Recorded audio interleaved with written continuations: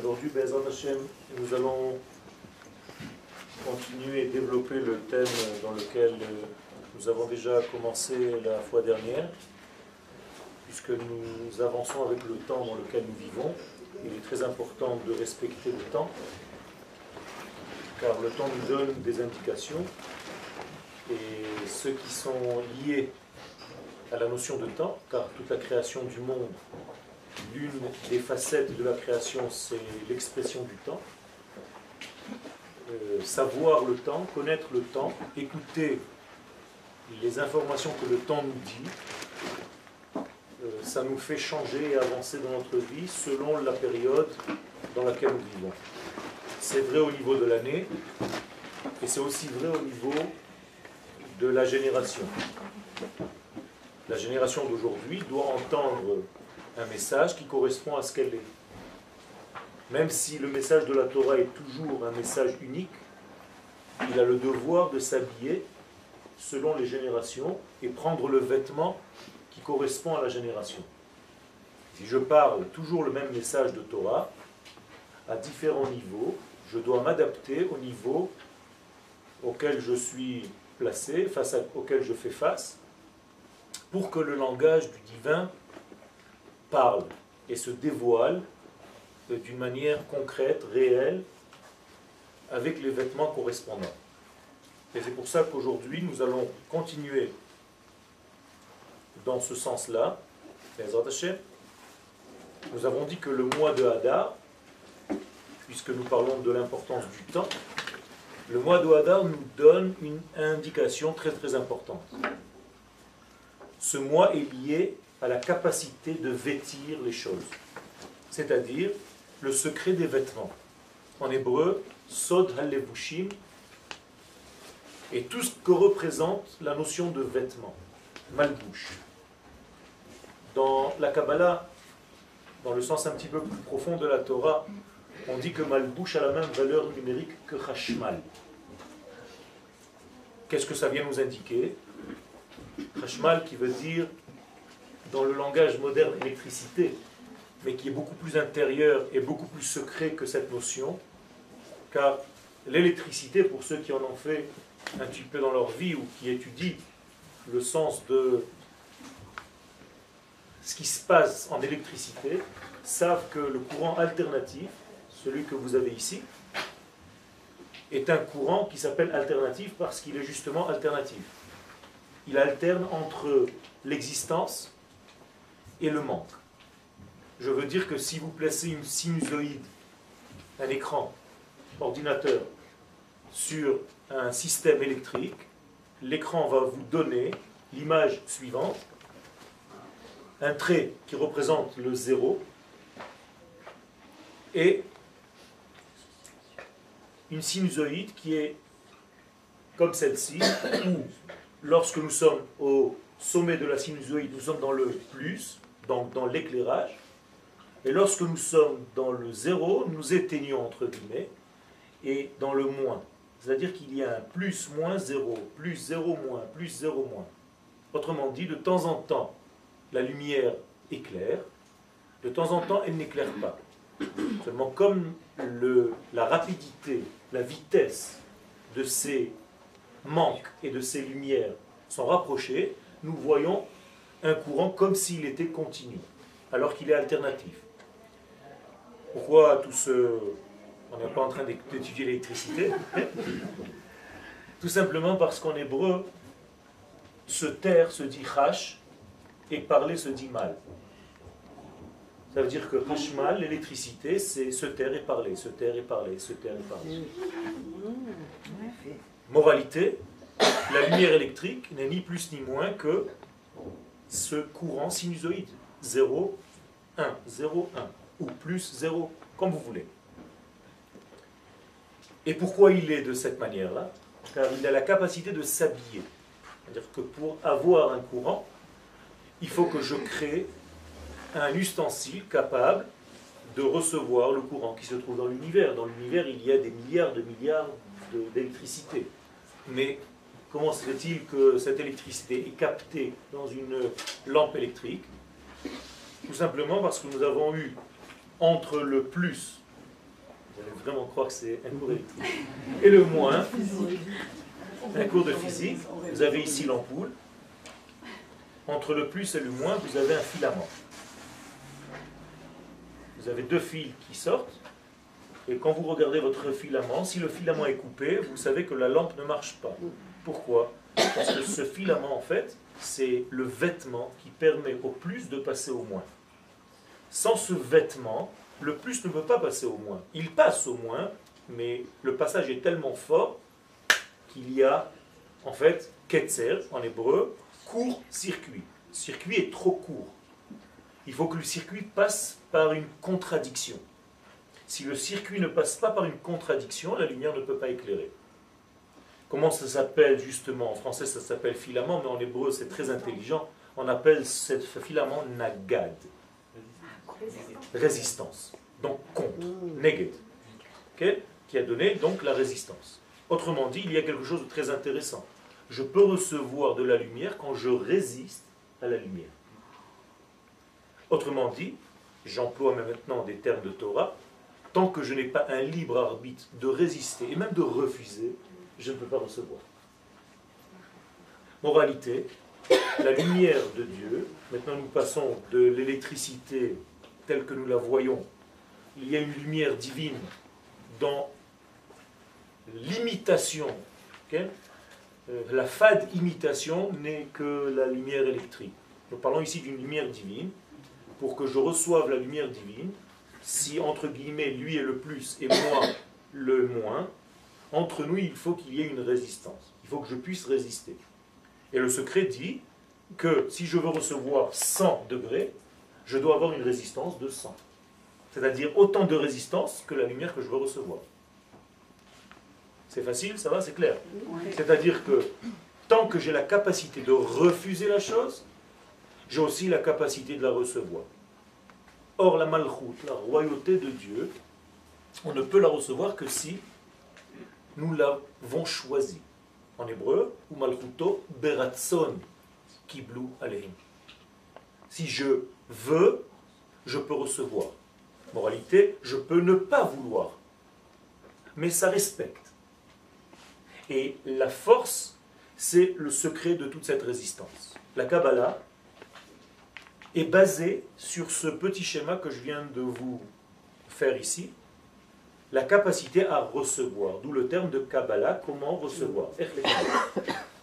Donc aujourd'hui nous sommes dans une génération qui est capable d'entendre ce message, parce que nous savons de plus en plus tous les systèmes scientifiques, chimiques, électriques, et beaucoup plus fins encore, et le monde est prêt, même au niveau de l'extériorité des phénomènes, de comprendre ce qui se passe à l'intérieur. Encore une fois en hébreu, mi bessari echeze Eloha. De mon corps, de ma chair, je peux voir Dieu. Qu'est-ce que ça veut dire? Des phénomènes qui sont dans mon corps, je peux savoir comment ça se passe au niveau de mon esprit et de mon âme, et beaucoup plus haut encore. Ce qui fait que, par exemple, un petit exemple de la paracha de la semaine, quand Moshe Rabbeinu nous demande à Akadosh Baruch Hu, tu me demandes de faire un mishkan, un sanctuaire, mais je ne sais pas comment le faire. Dieu lui dit, regarde ton corps et fais la même chose. Le mishkan, le tabernacle, c'est ni plus ni moins que le corps humain un petit peu plus grand. La même fonction, le même fonctionnement, je ne vais pas rentrer dans tous les détails, c'était le shiur d'hier, Shabbat. Mais par exemple, au niveau du cerveau, nous avons les deux chérubins, avec les ailes, donc le cerveau droit et le cerveau gauche, et la puissance divine qui passe entre les deux, comme la parole divine qui sortait entre les deux chérubins dans le Saint des Saints. Ici, c'est mon Saint des Saints. Les deux chérubins sont posés sur mon cœur, c'est-à-dire sur la boîte dans laquelle il y avait la Torah. Donc il y a un grand secret, et de la base sort l'énergie, et va éclairer la menorah qui va nous donner la lumière dans notre monde, un petit peu plus dehors, parce que pas tout le monde peut rentrer dedans. Et en face d'elle, il y a la table de préposition avec les 12 pains, c'est-à-dire que de l'intériorité du Kodesh, il me sort une énergie qui va être capable de me donner une lumière, une sagesse, et en face d'elle aussi une capacité à manger. donc la table, le monde beaucoup plus matériel. Et si je sors un tout petit peu plus loin, je descends des escaliers, et je suis en train de vous décrire le temps, on est en train de sortir de l'intérieur vers l'extérieur, et ça va arriver jusqu'à notre vie dans le monde matériel dans lequel nous vivons, jusqu'à la matrice de tous les actes que je peux faire, qui sont au chiffre de 39, parce que pour construire le temple, il faut 39 travaux. Moralité, tout ce que je fais ici est issu du Saint des Saints. Et tout doucement sort de l'intérieur vers l'extérieur. En hébreu, ça porte un mot, un nom, un terme, une définition. Emouna. Emouna veut dire l'expression du dedans dans le dehors. C'est ça la Emouna. C'est ni la foi ni rien d'autre. C'est l'expression, c'est le vécu du dedans vers le dehors. C'est la cristallisation du divin dans mes actes, dans ma vie. Donc, anima ami, ce n'est pas je crois, mais je suis dans la certitude. Vous comprenez bien que ça change tout. Anima amin be'emuna shlema bebiat HaMashiach. Je ne sais pas, j'ai foi dans la venue messianique, dans la venue du Mashiach. C'est que je suis dans la certitude, je vis, je fabrique la venue messianique. J'attends pas. Je suis actif dans cette attente. Ce n'est pas une nostalgie. Ce n'est pas une promesse qui reste dans l'espace. Un jour, si Dieu veut, elle va arriver. Non, je fabrique. Je prends mon billet d'avion, je viens vivre en Israël, par exemple. Je ne reste pas habité à Paris ou à Amsterdam. C'est-à-dire je participe à la propre Géoula du peuple. Tout ceci pour arriver tout doucement au secret du mois de Hadar. Le mois de Hadar, c'est un vêtement. Tout le mois est appelé vêtement. En hébreu, Aderet. Aderet est une tunique. C'est-à-dire c'est le mois de la tunique. Je traduis textuellement, sans rien rajouter. Donc le mois de Hadar est un beau vêtement. Qui dévoile quoi? Le divin. On a dit que sans vêtement, sans résistance, le vêtement est aussi un écran. Je ne peux pas révéler le divin. Donc il y a un grand secret qui se cache même dans le terme de ce mois-ci, qui est comme tous les termes des mois, comme tous les noms des mois, est monté de Babylone. C'est-à-dire on est monté de Babylonie, de l'exil de Babel, avec les noms des mois, bien entendu, qui chacun d'entre eux cache un secret de ce qu'il va représenter. Vous savez que dans le divin, qui est en fait la vie, en hébreu se dit Shem Havaya, qui se traduit, mauvaise traduction, comme toutes les traductions malheureusement, traduction égale trahison, le nom de Dieu. C'est pas grave, on va faire avec, mais en réalité, ce n'est pas le nom de Dieu, c'est le nom de l'existence. Shem Havaya, Lihiot, être. Donc le nom de l'être. Et ce nom-là peut apparaître de différentes combinaisons. Chaque mois, la combinaison du nom change. Autrement dit, vous avez l'habitude, je l'écris un petit peu en français avec des H, pour ne pas avoir un problème d'effacer. On n'a pas le droit d'effacer ce nom. Donc vous avez le tétragramme Yud Ke Vav Ke. Et chaque mois, il va permuter. Il y a des mois où on va changer le Hei, on va le mettre au début, après on va mettre le Yud ici, et le Vav et le Hei vont rester, et ainsi de suite. Vous avez des permutations, 12 permutations, qui correspondent donc en fait aux 12 mois d'année. Alors qu'il y a ici 24 possibilités, puisque nous avons 4 lettres, donc 4 fois 3, 12 fois 2, 24, fois 1, 24. Mais comme nous avons 2 lettres He, c'est divisé par 2, donc nous n'avons que 12 permutations possibles. Quel est le nom de Dieu, de l'existence, de l'être, qui apparaît le mois de Hadar? Alors, le nom est très intelligent, il est comme ça. C'est-à-dire les 2 lettres He au début, et après nous avons les 2 lettres Yud et Vav, qui nous indiquent quelque chose de très important. D'où ça sort ces noms, ces permutations? Je ne vais pas rentrer maintenant, c'est un cours tout entier, avec des versets qui sortent de la Torah, qui nous donnent la combinaison de chaque mois. Mais les kabbalistes prennent au sérieux toutes les permutations des mois. D'ailleurs, le Harizal dit quelque chose d'incroyable qui fait assez trembler. Celui qui ne fait pas la kavana dans le moussaf de Rosh Chodesh de la permutation qui correspond au mois, il appelle Dieu et Dieu ne répond pas. Autrement dit, il y a ici quelque chose de très sérieux dans cette permutation. Je ne reste pas au ras des pâquerettes. Ça ne veut pas dire qu'il appelle et Dieu ne répond pas. Ça veut dire que tu ne sais pas avec quelle clé ouvrir les portes. Alors, le Sha'arei Ora, Rabbi Yosef Dikatilia, alav Shalom, dit par exemple que certaines personnes veulent des vêtements et ouvrent avec une clé où il y a des pommes de terre. Il donne cette expression, c'est-à-dire que je ne sais pas quelle clé ouvre quelle porte. Et nous parlons ici de clés.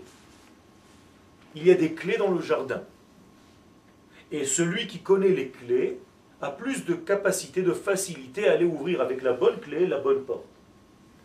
Je reviens. Le mois de Hadar, donc, nous donne cette permutation, ce nom-là. Vous voyez que c'est le même nom, mais avec les lettres différentes placées. Les deux lettres He représentent des lettres féminines. Qui dit féminin dans la Kabbalah ne veut pas dire femme, veut dire vêtement, capacité à dévoiler, habillage. La femme, entre guillemets, est le vêtement de l'homme. C'est pour ça que dans un mariage chassidi ou kabbalique, la femme tourne autour de l'homme 7 fois pour lui dire « Je suis en train de t'entourer de 7 couches de vêtements, car toi, l'homme, par rapport à moi, tu seras l'âme, et moi, je serai ton corps.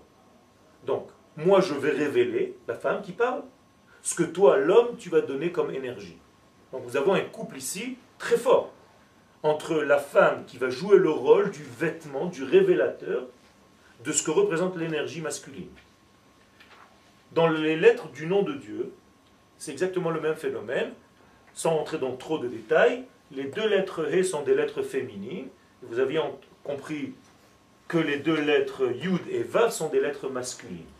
On les voit, elles n'ont pas de volume, pas parce qu'ils sont moins gros, parce que tout simplement, les lettres masculines sont un potentiel. Le premier potentiel, c'est un point. Un point est infini, il n'a pas encore de forme. Avec un point, je peux tracer ce que je veux. Donc la lettre Yud, c'est un point. Moralité, tant que ce point-là, même s'il est un petit peu dirigé vers une certaine direction, il n'est encore que limité. Mais lorsqu'il prend un volume, la lettre He, c'est un volume. C'est en fait les X, les Y et le point dans l'espace. Okay? Dans l'axe de toute construction. Ça veut dire que la lettre He est formée ici de largeur, de hauteur et de profondeur. Ce qui fait qu'en réalité la lettre He est un cube dans laquelle se cache la lettre Yud.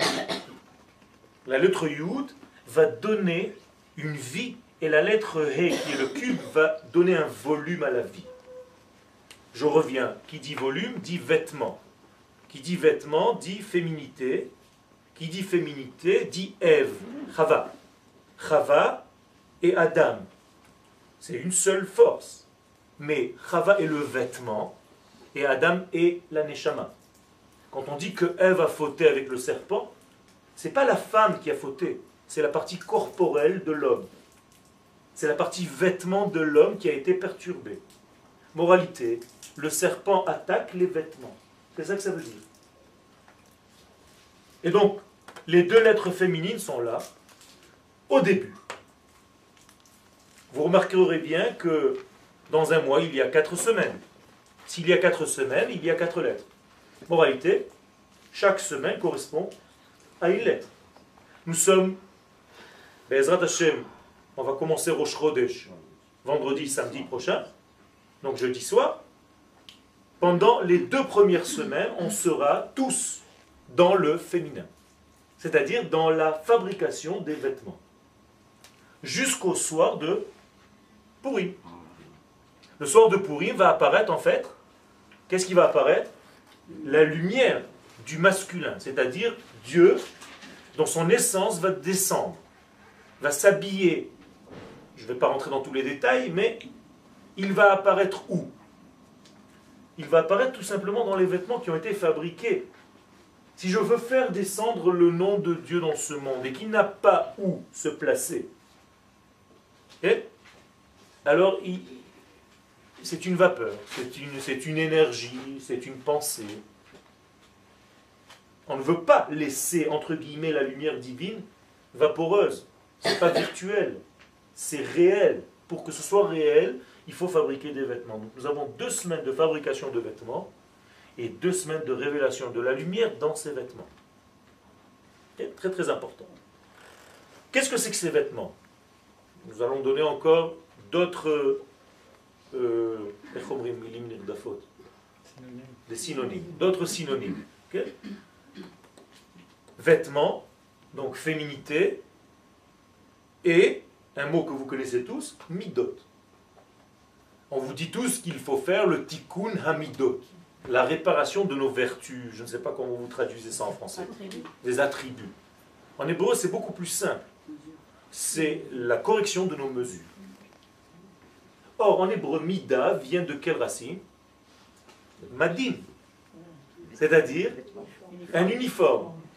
Moralité, quand je fabrique un uniforme, je fabrique mes mesures. D'ailleurs, il doit être à ma mesure, sinon je marche comme un clown. Donc mes vêtements doivent être à ma mesure. Ce qui, au niveau spirituel, est très intelligent.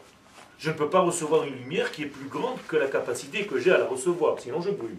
Exactement comme dans la lampe. Je ne veux pas faire de court-circuit dans ma vie. Et la Géoula, je ne peux pas la recevoir immédiatement. Elle est dangereuse. C'est le secret de la Kippa Sruga. Okay. Pourquoi? Parce que pour la fabriquer, il faut beaucoup de temps. Elle est circulaire et elle est en fait au niveau de la spirale. Elle monte petit à petit et elle mélange des couleurs, un coup blanc, un coup vert, un coup noir, un coup bleu. C'est pas quelque chose que tu viens prendre et tu colles 4 morceaux et tu as une kippa miraculeuse immédiatement. Je ne rigole pas. Et en plus de ça, elle a des trous. C'est-à-dire qu'entre les moments où tu la fabriques, il y a des pleins et des vides. En réalité, c'est notre vie. C'est le tahalir. C'est un processus.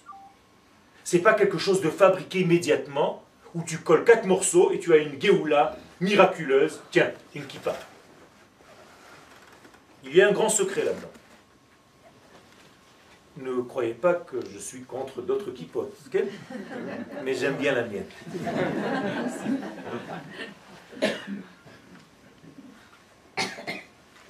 Il faut réfléchir, hein? Okay? L'image est belle. L'image est belle. Ah, oui. Top, Baruch Hashem. Donc les vertus, les mesures sont des femmes qui précèdent à la capacité à recevoir. C'est très simple, le monde est fabriqué de cette manière-là. Tu veux recevoir quelque chose dans ta vie, dans tous les domaines, présente une capacité, un contenant. C'est tout.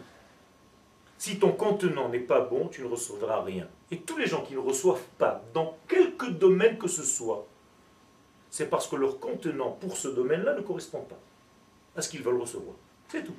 Je ne peux pas maintenant prendre un verre en papier et remplir du thé chaud dans un verre en papier. Il y a tout qui part et c'est fini. Et ça, c'est le secret de notre vie. Et ce secret-là, comme par hasard, il vient se placer, se cacher dans le mois de Hadar. Car le mois de Hadar, comme nous l'avons dit la fois dernière, il associe l'unité divine, le Aleph, qui trouve une maison, dira. Donc le Aleph trouve une dalle, comme en arabe, okay? Une maison, pour le dévoiler. Et ça, c'est un grand, grand secret. Parce que le monde dans lequel nous sommes, il a combien de mesures? Combien de jours dans la semaine? 7. Donc notre monde, il est toujours fabriqué de 7 mesures. Okay? Au niveau du son, au niveau de l'espace, au niveau du temps. Okay? Nous avons 7 jours, nous avons 7 notes dans la musique. Do, ré, mi, fa, sol, la, si. Et vous reconnaissez une gamme. Tout est basé sur le chiffre 7. Car en hébreu, Sheva, la lettre Shin est aussi se marie avec la lettre Tet. Donc Sheva égale Teva. La nature et le 7 vont de pair. C'est un titre de livre, si tu veux. Donc en réalité, le Dar qui est la maison, est en valeur numérique 204. 204, c'est la force du 6. C'est toutes les directions dans ce monde. Et le Aleph, qui est l'unité divine, qui va descendre, s'habiller dans le 6 et qui va fabriquer le 7, qui est le Shabbat. Donc nous avons ici toute la force, la puissance du mariage entre les mondes. Monde de l'esprit, monde du corps, masculin, féminin, le ciel et la terre, la lumière et l'ombre. Et ainsi de suite, vous pouvez faire jusqu'à demain matin des correspondances. Et toute la simcha. Car le mois de Hadar est basé, fabriqué sur la simcha. Mishenichnas Hadar marbin besimcha. Nous avons la mitzvah d'augmenter, de multiplier la simcha dès que le mois de Hadar rentre. Je vous pose la question, pourquoi il y a de la simcha? Maintenant c'est simple. Toute simcha sort du fait que tu as reçu la lumière. Mais pas gratuitement. Tu as été capable de fabriquer des vêtements pour la recevoir. Donc comme tu es associé à la fabrication des ustensiles, des contenants, ta simcha va se multiplier. À tel point que le Rambam dit dans les Hilchot Megillah, Kol sifrei hanevim ve kol haktuvim atidim libatel limot hamashiach. Tous les livres des Nevim et des Ktuvim vont disparaître au temps messianique. Chutz mi Megillat Esther. Sauf la Megillat Esther. Et donc il faut investir dans des Megillot Esther. C'est tout ce qu'il faut acheter. Harei kayemet kechamisha chumshe Torah. Elle va rester comme la Torah. Je n'ai pas parlé de la Torah, j'ai parlé des Nevim et des Ktuvim. Okay? Tout va disparaître sauf la Torah. Donc il va y avoir Bereshit, Shmot, Vaikra, Bamidbar, Dvarim, Megillat Esther.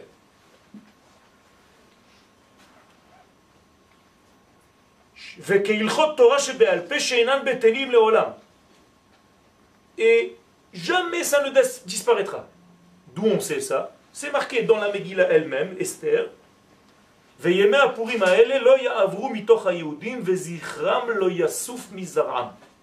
Traduction, ces jours-là de Purim ne disparaîtront jamais, elles resteront, ces énergies de Purim, dans toutes les générations, dans toute la semence d'Israël jusqu'à la fin des temps.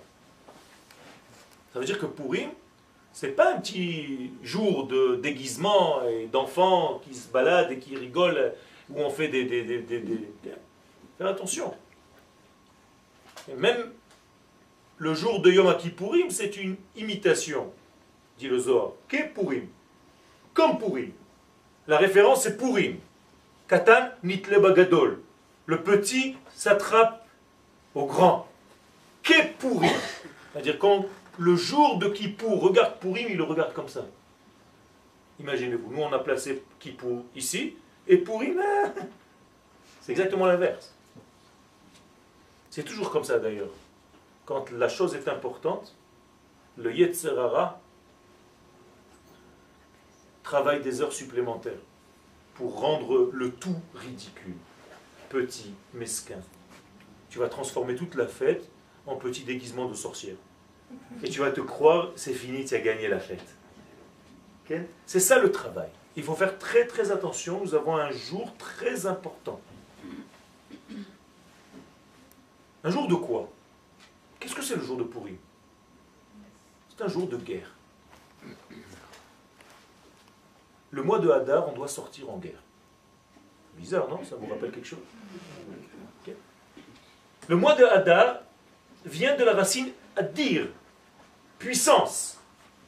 Eder, c'est une force, une puissance. Ça veut dire que le meilleur mois pour Israël, pour commencer à nettoyer le terrain, c'est Hadar. Ça veut dire qu'il y a ici une puissance qui gêne d'ailleurs toutes les nations du monde. Jamais vous verrez une accusation du sens vers Israël. Mais dès qu'Israël se défend, il y a immédiatement accusation du monde entier. Toujours comme ça. Okay? Mais ça fait du bien. J'aime ce genre d'accusation. Je préfère ce genre d'accusation. Ça veut dire que la brebis a sorti une mitraillette et elle se défend. Contre 70 loups. Ok?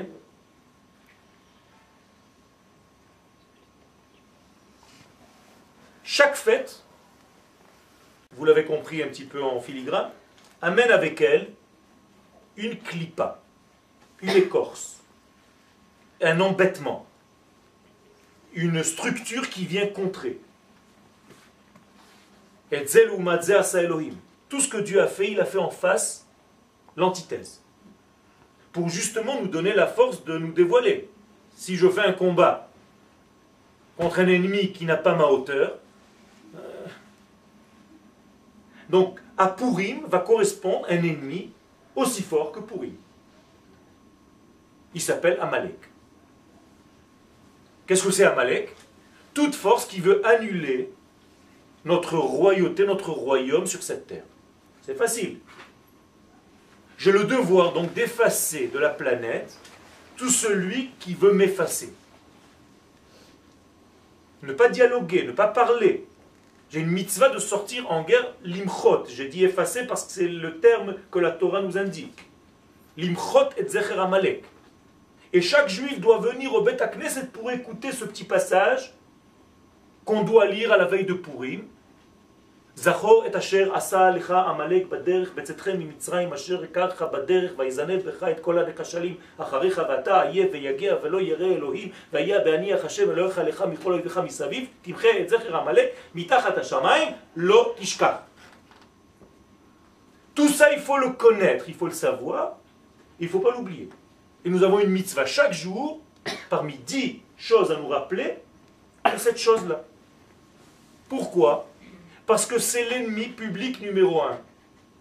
C'est l'ennemi Israël numéro 1. Qu'est-ce qu'il veut faire? Je vous ai dit tout à l'heure que toute l'importance était dans la fabrication des vêtements. Donc qu'est-ce que c'est Amalek? C'est quelqu'un qui déshabille. C'est quelqu'un qui empêche la fabrication des vêtements. Les juifs sont toujours dans le shmates. Okay? C'est des fabricants de vêtements. Ce n'est pas par hasard. Il y a dans la fabrication des vêtements une capacité à unir des morceaux pour faire un ensemble. Quand vous allez chez un tailleur, au départ vous ne comprenez rien. Tout est coupant, tout est coupé. Et celui qui ne comprend pas, il se dit pourquoi tu fais toutes ces xérotes? On dit mais attends, je veux fabriquer un vêtement de toutes ces xérotes, comme tu les appelles. C'est notre histoire. Ça veut dire que Amalek est là pour une seule chose, empêcher la lumière de trouver un contenant. Donc il va attaquer les contenants de cette lumière. Il va empêcher le peuple d'Israël d'arranger ses mesures. Et le mois où il va prendre toute sa puissance, c'est le mois où nous sommes le plus capables de nous fabriquer des vêtements. Justement. Puisque nous sommes dans le mois des vêtements, Amalek va être de plus en plus dur avec nous, présent, dangereux. Donc il va empêcher à tout prix la lumière d'arriver dans les contenants. Et donc, c'est le texte que je viens de vous lire tout à l'heure. Zachor et asher asa lecha Amalek baderech. En route de quoi? C'est pas en route de l'Égypte à Eretz Israël seulement. C'est vrai. Mais je veux que vous le compreniez un petit peu plus au niveau profond. Où se trouve l'Égypte et où se trouve Eretz Israël? Qui est haut, qui est bas? L'Égypte est en bas et l'Eretz Israël est en haut. Non, c'est exactement l'inverse. L'Égypte est en haut et Eretz Israël est en bas. Pourquoi? Parce que l'Égypte, justement, c'est la pensée qui n'est pas encore habillée. Comme dans le cerveau humain. L'Égypte, c'est la pensée. Eretz Israël, c'est quoi? C'est la vie, c'est l'action. Moralité, sortir d'Égypte, c'est tout simplement sortir de la pensée et aller vers l'action. Si en chemin, quelqu'un vient te refroidir, Asher karcha baderech, qui t'a refroidi en route, tu vas rester toute ta vie un juif virtuel. Un juif de l'espace, un juif du mont Sinaï, un juif de la Torah, déconnecté de sa terre et de sa vie. Un juif d'une feuille de Gemara et pas un juif qui vit sur sa terre. Lorsque tu es un juif de cette manière-là, le goy t'aime, il t'adore. Tu peux rester dans ta yeshiva, tu ne gênes personne. Quand est-ce qu'on commence à gêner? Quand on veut revenir sur notre terre, c'est-à-dire réintégrer notre vêtement collectif, Eretz Israël.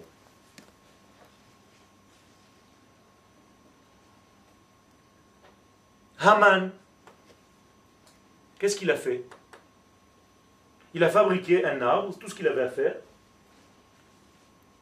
haut de 50 coudées pour pendre Mordechai. D'accord? Etz gavoa chamishim ama veitlu et Mordechai alav. Qu'est-ce qu'il est en train de fabriquer? Tout simplement, il veut mettre Mordechai où? Le ramener en haut. Qu'est-ce que c'est le chiffre 50? C'est le chiffre qui est au-delà de notre monde. Entre guillemets, il veut envoyer ce Haman Aracha, Mordechai, dans le Olam Abba. Tu peux être un bon juif là-bas, tu gênes personne, mais ne sois pas un juif qui descend dans le Olam Azé. Ça me gêne. Donc je vais fabriquer un arbre qui est haut de cette mesure-là. C'est pour ça que la Megillat Esther est codée. Il faut la dévoiler. De fabriquer un arbre aussi haut qui va faire hisser Mordechai, qui va le pendre là-bas pour surtout pas que le juif se révèle tel qu'il doit se révéler dans la vie. Qu'il soit au niveau de la pensée, qui gère des petits trucs et des petits machins, qui fasse des prêts de banque, ça m'intéresse. Mais qu'un juif descende sur sa terre, qu'il fabrique des nouveaux hommes qui ont des muscles, qui savent se battre, des soldats d'Israël, ça c'est une angoisse pour Amalek. On ne peut pas supporter. On préfère le petit juif maigre, chétif, blanc, qui rase les murs, en Pologne. On n'aime pas l'homme Djabar qui a un pistolet en lui avec 16 balles. Okay? Ça c'est exactement l'antithèse. Donc qu'est-ce que je dois faire? Exactement ça. Redevenir le juif Israël qui est capable de revenir dans son vêtement et de vivre sa vie ici. Pas déconnecté, pas coupé de la vie. Pas dans une petite yeshiva, même dans une grande yeshiva, le Mont Sinaï, avec le grand Rav, Moshe Rabbeinu, non. Même Moshe Rabbeinu, il a fermé la yeshiva, il dit ça suffit, j'en ai marre. Rav lachem shevet bahar hazeh, ça suffit, on rentre. Qu'est-ce qu'on rentre? On est dans la yeshiva, on n'a pas besoin de travailler, on a des vêtements qui poussent avec nous. Nos enfants n'ont pas besoin d'éducation, on a des écoles extraordinaires, on n'a même pas besoin de travailler, on a la parnassa qui vient du ciel, la manne. Le puits de Myriam nous suit. Qu'est-ce que tu veux nous amener où? Nous, Usulachem. Non, non, vous rentrez en Eretz Israël. Mais là-bas, on ne peut pas étudier la Torah. Il va falloir commencer à planter des arbres. Mais c'est là-bas où vous vivez. C'est là où vous vous plantez. Exactement l'inverse. Tant que tu es dans l'air, tu n'es pas encore dans la terre. C'est pour ça qu'Eretz Israël s'appelle Eretz. Parce que justement, elle est dans le désir de recevoir. Eretz, c'est féminin. Donc on a besoin de cette partie féminine du peuple. La terre. Je vous rappelle un petit peu l'historique de l'histoire. On est juste sur le point des 70 années d'exil qui se terminent pour entrer où? En Israël. Et c'est là-bas, dans la charnière, qu'on veut nous empêcher de rentrer en Eretz Israël. Et donc, Haman, qui lui est de la racine de Amalek, Haman ha-Agagi, Agagi le roi de Amalek, vient nous empêcher, comme tous les Amalek de toutes les générations, qui nous empêchent d'une seule chose, de rentrer habiter chez nous, sur notre terre. Il y a des gens d'ailleurs qui travaillent pour Amalek. Ils continuent à fabriquer, à ouvrir des écoles, en dehors d'Eretz Israël. Ce sont des sornim de Amalek. Au lieu de venir donner la force à leur terre, à leur puissance, ici, continue là-bas à maintenir un exil qui est en train de mourir, avec 70 et 80% de mariage mixte, qui est en train de mourir tranquillement, au lieu de sauver les enfants, les derniers qui restent. Moralité, nous devons exactement comprendre le secret de cette fête. C'est une fête sérieuse. Même si on rit beaucoup à Pourim. Et il faut rire. Mais c'est une fête très sérieuse. D'ailleurs, sérieux ne va pas dire faire la gueule. On peut être très très sérieux en ayant des sourires. C'est ça le juif d'ailleurs. Il ne faut pas rencontrer des juifs qui ont fait tchouva. Le jour où ils ont fait tchouva, tu as l'impression qu'ils sont morts. Pas du tout. À partir du moment où tu fais tchouva, tu dois avoir la simcha sur ton visage de plus en plus. Tu dois rayonner. Si tu as fait tchouva et tu es devenu comme un mort où tu ne peux plus rien faire, les gens ne peuvent même plus te parler. C'est exactement, malheureusement ça fait mal, hein, c'est exactement la pendaison de Mordechai en haut, loin, je ne suis plus avec vous, moi je ne suis plus avec les hommes et les femmes, laissez-moi, je suis dans un autre monde. C'est exactement l'inverse qu'on doit faire. Nous, on doit pendre Aman là-bas, dans la même hauteur. C'est-à-dire, reste là-bas, dans le Olam Haba, et ne descends pas dans ce Olam Hazé. Ne te manifeste pas, ne te cristallise pas. Reste en forme d'énergie, de potentiel de mal. D'ailleurs, c'est ce que Dieu a créé. Dieu n'a pas créé le mal. Quel est le verset qui dit que Dieu a créé le mal? Boréra. C'est écrit. Ani Hashem, Ose Kol Elle. C'est moi, Dieu, qui ai créé le mal. Alors, qu'est-ce que ça veut dire création du mal? En français, on ne comprend rien. C'est normal, c'est en français. En hébreu, Bria, c'est un potentiel. Vous avez 4 mondes. Atzilut, Bria, Yetzira et Asiya. Quand on dit que Dieu a créé le mal, quand la Torah dit que Dieu a créé le mal, elle dit qu'il a créé le potentiel du mal. Donc vous êtes dans le Olam Bria. En bas de Bria, il y a le Olam Yetzira. Si tu amènes le potentiel mal dans un monde plus bas, c'est ce qu'on appelle le Yetzira, Yetzer Hara. C'est-à-dire le façonnage du potentiel du mal que tu as manifesté maintenant dans le réel. Mais Dieu n'a pas créé un mal réel. Il a créé une possibilité de mal. Comme j'ai dit au début du cours, une possibilité de refuser. Si tu n'as pas cette possibilité, tu n'as pas de vrai choix. Mais la possibilité de refuser Dieu, ne la laisse pas. Laisse-la dans la possibilité, ne l'amène pas dans ta vie. Et c'est exactement ce qui s'est passé à la fin de la Megillah. C'est Haman qui est pendu à 50 coudées. Donc on l'a laissé dans ce Olam Haba. Et tous ceux qui ressemblent à Haman, nous avons une mitzvah de les aider à monter dans le Olam Haba. C'est une mitzvah moussarite. C'est le vrai moussar, c'est la vraie éthique juive, c'est la vraie morale. Okay? Et ça nous fait aujourd'hui sourire parce qu'on est tellement loin de cette compréhension très simple. Okay?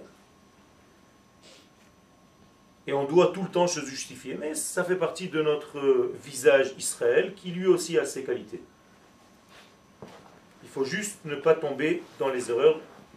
À un moment donné, ça suffit. Vous savez qu'il y a une histoire un peu sympathique. Vous avez envie d'une histoire? C'est toujours les mêmes histoires. Il y a 3 personnes, il y a un Français, un Anglais et un Israélien. Mais ils sont dans la jungle. Ils ont été attrapés par des cannibales. Et ils sont en train de fabriquer la casserole, la fameuse casserole, ils sont en train de les faire bouillir tout doucement. Et l'Israélien dit, dans chaque histoire, il y a une demande, on peut chacun dire un petit souhait, quelque chose, non, dans chaque histoire. Allez, d'accord, il fait le souhait. Alors, il va chez l'anglais, il lui dit, qu'est-ce que tu veux? Il dit, je veux voir le visage de la reine une dernière fois. Et mourir. Alors on lui apporte la photo de la reine-mère. Il dit, ah. Et il meurt. Il ne meurt pas, il va rentrer dans la casserole. On attend d'abord les autres. Le français, qu'est-ce que tu veux? Je veux boire un bon verre de vin de mon pays. Pas de problème, on va lui chercher un verre de vin, il boit. Voir pas rire, comment dire, voir machin, il mourit. On vient chez l'Israélien, il dit, qu'est-ce que c'est ton souhait, toi? Il dit, je veux que le chef du village, il vienne me donner un coup de pied. Là où vous pensez. mais ça se fait pas. Il dit, mais c'est mon souhait, chacun a un souhait. Le chef du village, il vient, il lui donne un coup de pied, et l'Israélien enlève toutes ses chaînes, sort une mitraillette et massacre tout le village. Alors les deux autres, le français et l'anglais, ils disent, mais si tu es aussi fort, mais pourquoi tu n'as pas fait ça au début? Il dit, je veux jamais qu'on dise que c'est moi qui ai commencé. Ça c'est l'Israélien. On attend, on reçoit, et après quand on en République, c'est fini. Quand tout le monde se dit, mais d'où il a sorti toutes ces armes? Allez, va. Ça veut dire l'Israélien n'aime pas être... Celui-là, Guidou Shani Tralté.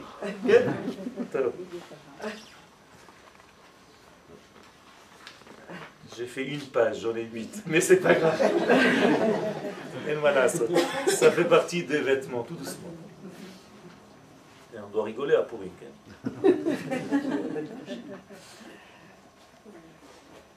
Et comme c'est une fête éternelle, on a le temps. Oui, c'est ce que je dis. L'expression la plus importante, l'expression la plus importante donc, c'est l'habillage. Est-ce que vous voyez à Pourim une expression de cet habillage? À part les déguisements, ça c'est le plus classique. Mais nous avons des habillages un petit peu plus subtils, mais qui sont des habillages aussi. Par exemple, la nourriture. La nourriture, c'est quoi? C'est prendre en fait la parole divine, la mettre dans un plat et absorber. Et d'ailleurs, en hébreu, vous savez que les deux premières lettres du nom de Dieu, c'est le Yud et le He. Nous dit le Harizal, qu'est-ce que c'est Achila? C'est Achal Yud He. C'est ça manger. C'est-à-dire que quand tu manges, en réalité, tu ne manges pas de la matière. Tu manges l'énergie qui se cache à l'intérieur de cette matière. La preuve, c'est que, heureusement qu'on ne mange pas que la matière, sinon on aurait été tous, chacun de nous, un bateau. Okay? 70 tonnes au moins, à la fin de la vie. Ça veut dire que nous avons la vie par rapport à ce qu'on appelle Motza Pi Hashem. Ki lo ala lechem levado yichye ha'adam, ki al kol motza pi Hashem yichye ha'adam, dit le verset. L'homme ne mange pas de la matière, nourriture, mais l'énergie qui se cache dans le vêtement matière, nourriture. Moralité, nous mangeons, et quand nous mangeons, nous faisons un lien pour coller notre âme à notre corps. Vous savez que c'est ça le secret de la nourriture. C'est pour ne pas laisser l'âme partir. D'ailleurs, si tu jeûnes quelques jours, elle s'en va. Et donc, quelle est la matrice de toute la nourriture? Comment on l'appelle en hébreu? C'est sur quoi on fait la bracha quand on mange? Sur le pain. Lechem, qui veut dire en hébreu? La guerre. Souder. Les halchim. Ça veut dire que le pain, c'est celui qui soude l'âme au corps. Et donc en mangeant, on absorbe l'énergie qui se cache dans l'univers en ce jour de Pourim, par exemple. Et c'est pour ça qu'en hébreu c'est très intéressant. Comment on appelle la Séouda de Pourim? Séouda de Pourim. Comment on appelle la Séouda de Shabbat? Séouda de Shabbat. Qu'est-ce que ça veut dire? En français, j'ai dit quelque chose qui est faux. J'ai dit le repas de Shabbat. Non. Je mange Shabbat. Je mange Pourim. C'est différent. C'est-à-dire que quand je suis à table dans mon michté de Pourim, je ne fais pas une fête du jour de Pourim. Je mange, j'absorbe l'énergie tout entière qui s'appelle Pourim. Je l'absorbe à l'intérieur, j'intègre. Ça change tout. Je bois Shata Yudke, Shtia. Achila, Achal Yudke. Je mange et je bois des énergies de la journée. Je mange l'énergie elle-même. Ça veut dire que Dieu, la lumière divine, se cache dans ce vêtement, ce qu'on appelle Motza Pi Hashem. Et ce vêtement qui s'appelle nourriture maintenant, il m'aide à, encore une fois, souder encore plus mon corps et mon âme. Ce que Amalek veut, séparer. Donc je dois me souder de plus en plus. Donc quelle est la guérison à Pourim? Quelle est la guerre? Manger. Celui qui ne fait pas la Séouda de Pourim, il peut être joyeux, mais il n'a pas fait encore la véritable mitzvah. Il faut qu'il fasse la Seouda. Ça se termine par une Seouda. Tant que tu n'as pas amené une Seouda dans ta vie, tu n'as pas d'aide. D'ailleurs, le mot Seouda veut dire aide. Mas'oud. Sa'ad. Lishkata Sa'ad. Donc Seouda veut dire aide, ne veut pas dire un repas. Vous comprenez combien c'est important d'étudier l'hébreu? Chaque mot est une clé. Le Gaon de Vilna, le Maharal de Prague n'étudiait que les mots et les lettres. C'est comme ça qu'on étudie la Torah. D'ailleurs, ça s'appelle Ulpan, qui vient de la racine, et Alpech Chochma. C'est la capacité à recevoir la sagesse. Quel Alouf. Aloufo shel Olam. Ulpan, ça vient du mot Alouf. Ok? Il vaudrait mieux qu'on retombe. Il faut faire de temps en temps des hashlamot. Moi, je fais chaque semaine un ulpan. Je rigole pas. Tous les mots, toutes les études, tous les livres que j'étudie pour préparer les cours et tout le reste, je n'arrête pas au mot. Je vais scruter le mot jusqu'à ce que je le déshabille complètement et je le réhabille. Sinon, je ne peux pas comprendre le sens des choses. C'est ça le secret de la langue hébraïque et des cours de Torah. C'est tout simplement de disséquer tous les mots. Sinon, tu ne peux pas écouter, tu ne peux pas, tu vas continuer à traduire en français. Maintenant, je vais rentrer un tout petit peu dans quelque chose de différent, dans le peu de temps qui nous reste. Ça ne suffit pas d'avoir du temps. J'ai un temps qui s'appelle Purim. Un temps dans l'année qui arrive, il est dans une date précise, Purim.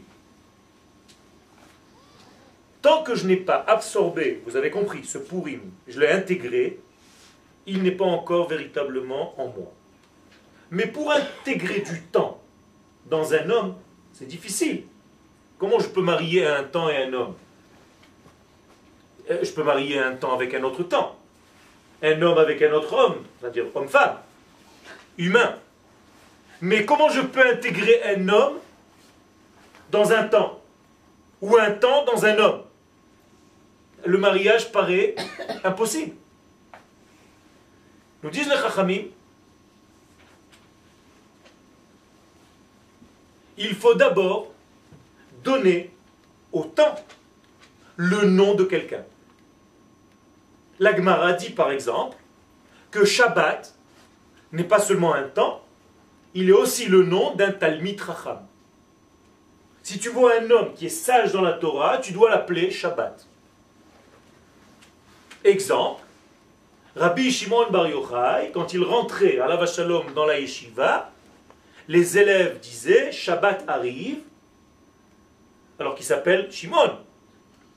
On disait Shabbat Ba'a. Et quand il rentrait, tout le monde lui disait Shabbat Shalom. Même si c'était un dimanche ou un lundi. Parce que le Shabbat est arrivé. Donc on a donné au Shabbat le nom d'un être. C'est exactement ce qu'il faut faire pour chaque fête. Chaque fête a le nom d'un être.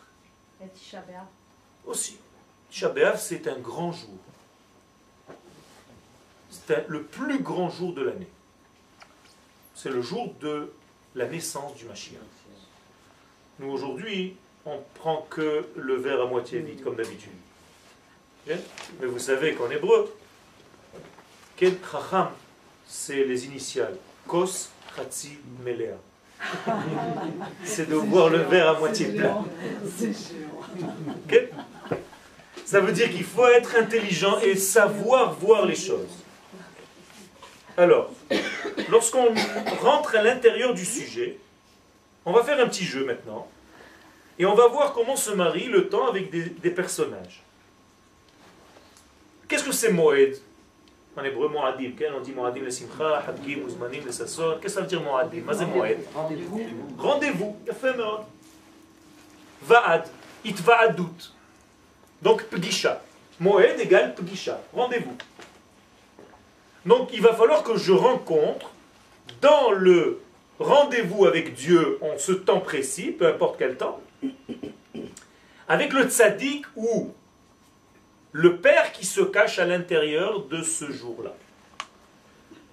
Le Rav Manitou Zecher Tzadik Vekadosh Livracha nous a laissé un enseignement très important qu'il a fait passer à ses élèves. Et j'ai entendu du Rav Cherki, Shlita. Aussi, tous ces enseignements qui passaient, où il a développé un thème qui est extrêmement important, qui s'appelle la Torah du Père et la Torah du Maître. Torah Harav ve Torah Ha'av. Extraordinaire. Qui précède Torah Ha'av, la Torah des pères.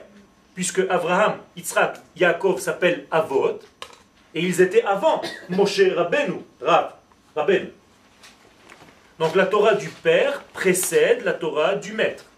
Torah Ha'av, Kodemet le Torah Ha'av.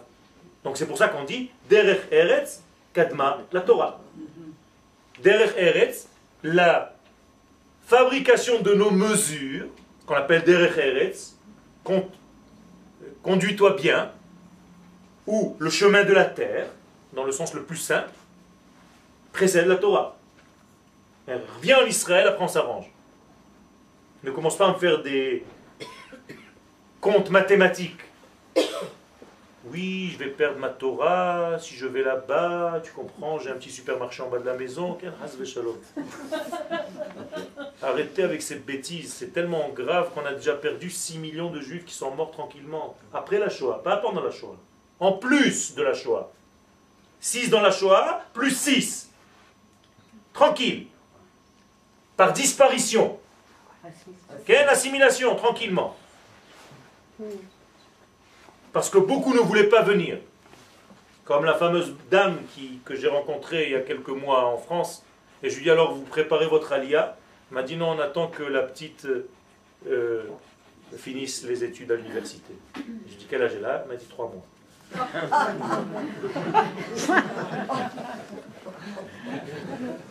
C'est pour... On ne sait pas s'il faut pleurer ou rire.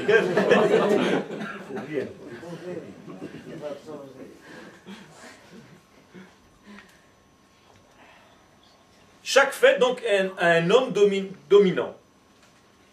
Vous avez donc la Torah écrite et la Torah orale. Je vais aller un petit peu vite. La Torah écrite correspond au Avot, Avraham, Yitzhak, Yaakov. La Torah orale correspond au maître. Donc il y a une Torah qui est divine où les fêtes sont fabriquées, et il y a des fêtes, entre guillemets, inventées par l'homme. Il y a des fêtes inventées par l'homme. Purim, Hanouka, Yom HaAtzmaut, Yom Yerushalayim, d'où c'est sorti tous ces trucs-là? Chaque fois qu'il y a un truc, tu m'inventes une fête? On a le droit d'inventer des fêtes comme ça? Il y a toute une Gemara, il faut l'étudier le jour du Yom HaAtzmaut. Okay? On a le droit, mais dans certaines conditions. Ne vous inquiétez pas, Yom HaAtzmaut est un vrai jour de fête, qui va rester du temps messianique. D'ailleurs, c'est le début des temps messianiques. Même pour ceux qui ne reconnaissent pas pour l'instant. C'est dommage.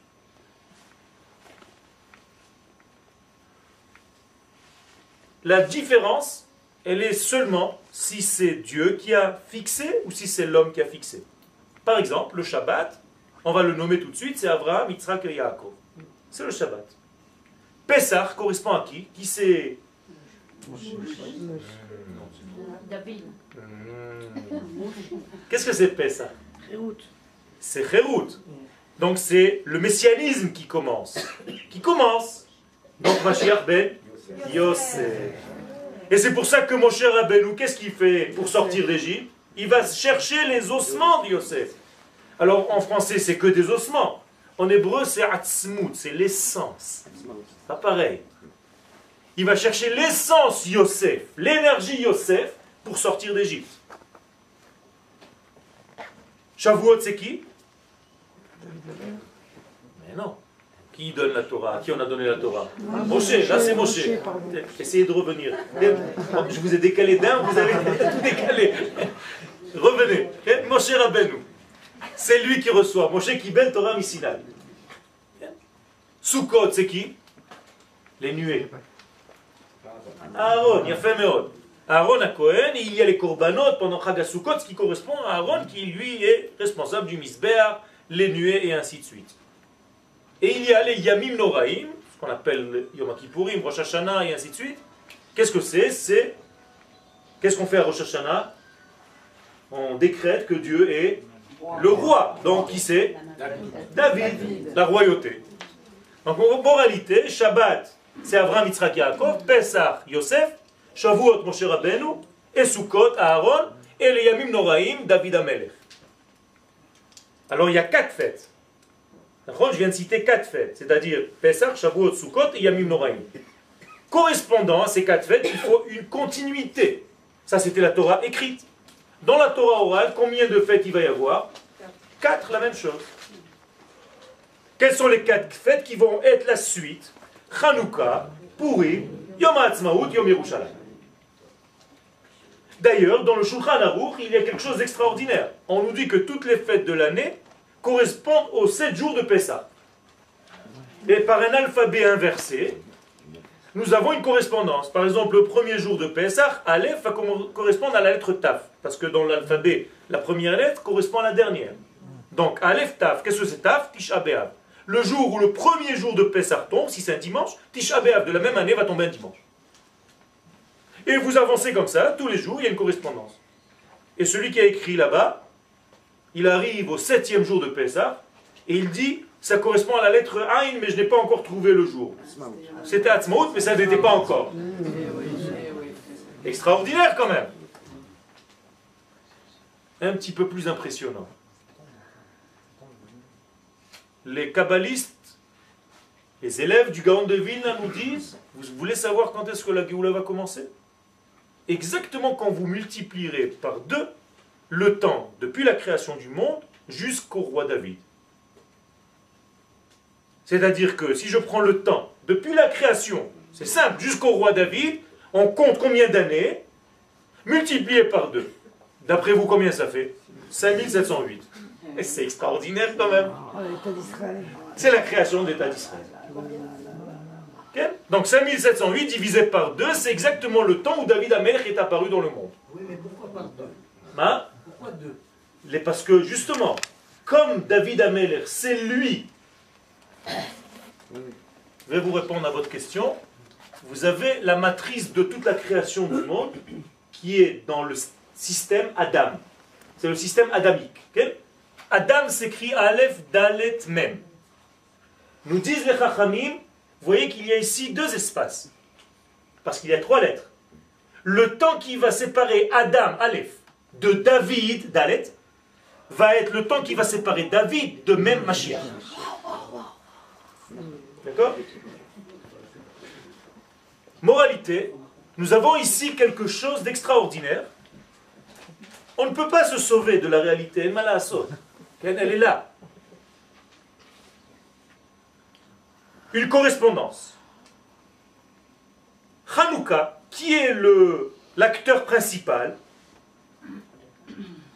Les Hashmonaïm, donc les Kohanim.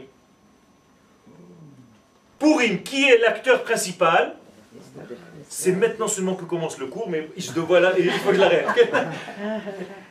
Qui est l'acteur principal? Non. Non. Non.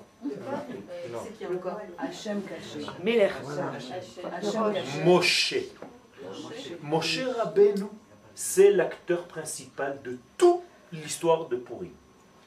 D'ailleurs, si vous étudiez un petit peu plus en profondeur dans la Torah, les kabbalistes nous disent que le jour de Purim apparaît à une lumière qui s'appelle Yesod de Abba Sheover Benukba Malchut. Je vous explique. C'est l'énergie de Moshe Rabbeinu qui vient de ce secret-là. Mais je ne peux pas rentrer dans tous les détails. Peu importe. C'est l'acteur principal.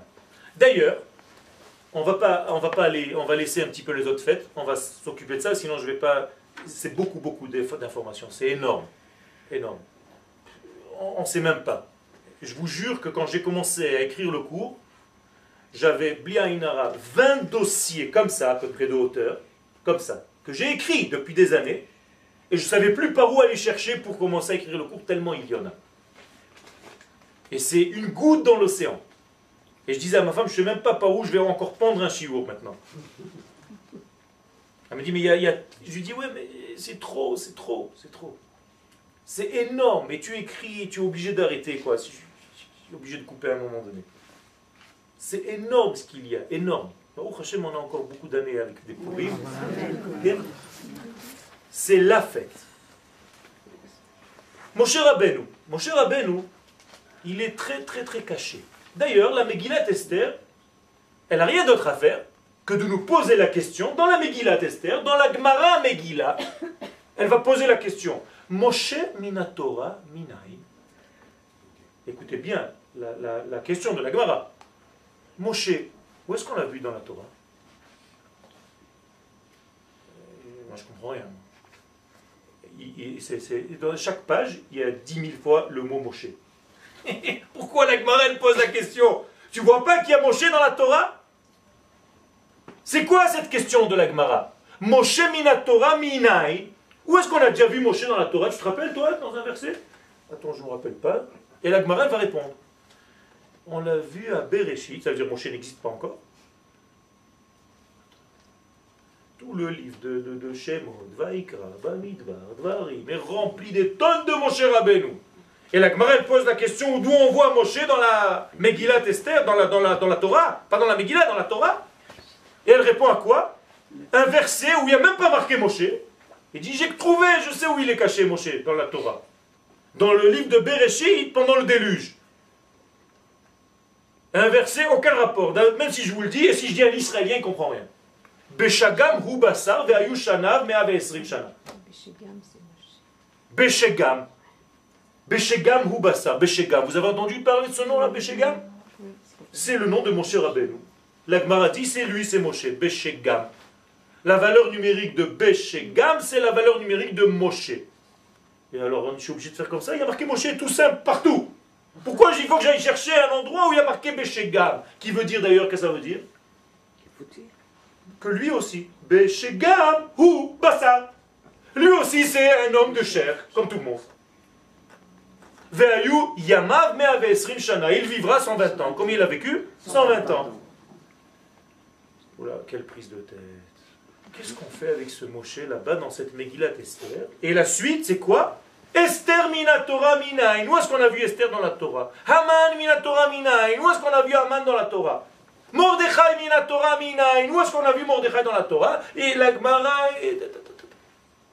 Mais eux, je peux me poser la question, parce qu'ils ne sont pas marqués dans la Torah. Mais Moshe, il est marqué dans la Torah. Pourquoi tu vas me chercher quelque chose qui est caché? Parce que dans chaque génération, il existe un libérateur. Et il faut le chercher parce qu'il est caché. Je ne vais pas chercher le Moshe dévoilé. Je vais chercher le Moshe qui est caché. Et Moshe, où est-ce qu'on est allé chercher ce verset? Dans le déluge. Alors, les Chachamim posent la question, pendant le déluge, où était-il le libérateur d'Israël? Je vous pose la question. Où est-ce qu'il était? Dans l'eau. Et oui. Il y a marqué qu'il était machoui, c'est-à-dire il était caché, il ne pouvait pas se dévoiler. Alors, un petit peu plus tard, la fille du pharaon, elle va le trouver de l'eau. Kiminamaim meshiti, ou maintenant vous comprenez quelle eau. De quelle eau elle a sorti la fille du pharaon? De l'eau du déluge qui s'est retrouvée en Égypte, dans le Nil. Ça veut dire que le Nil, c'est une suite de l'eau du déluge. Je ne peux pas rentrer parce que dans la Kabbalah, il y a un grand secret. Pourquoi? Et une fois que Moshe est sorti de l'eau maintenant, qu'est-ce qu'on va lui faire? À son tour, il va rentrer dans l'arche. Moshe Bateva. Alors que c'était Noah qui était dans la Teva. Maintenant, c'est Moshe qui va rentrer dans la Teva. Extraordinaire. Et Moshe qui était dans l'eau, le pauvre, dans la première génération du déluge, maintenant, enfin, il a réussi lui aussi à rentrer dans la Teva. Grâce à Dieu. Okay?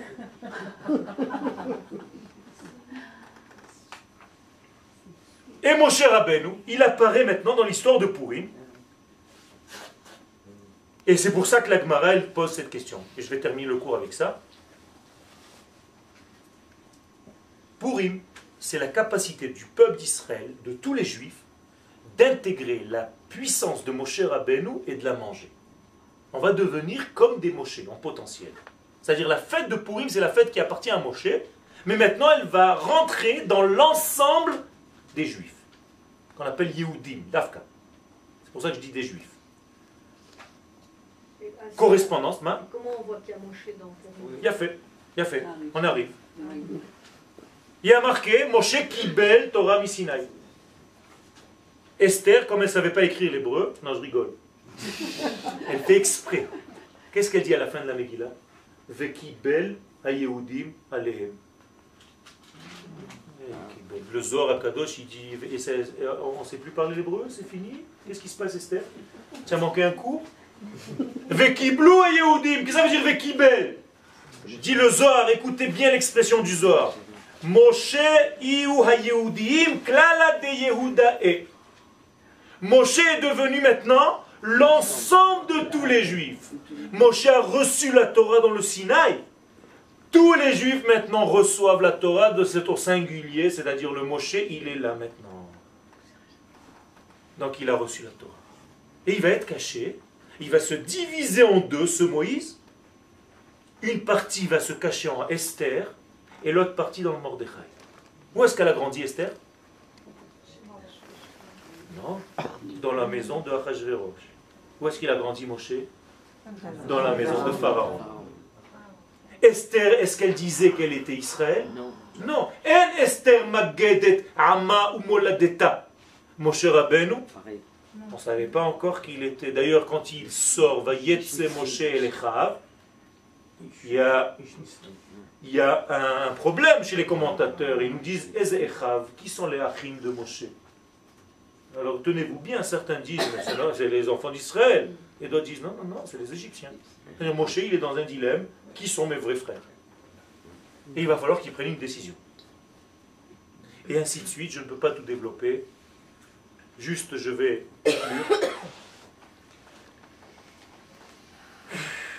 C'est énorme, c'est énorme. On passe de la névoie à la chokhma dans cette période du temps. Il faut des années et des années. Regardez, j'ai tout enlevé. Voilà.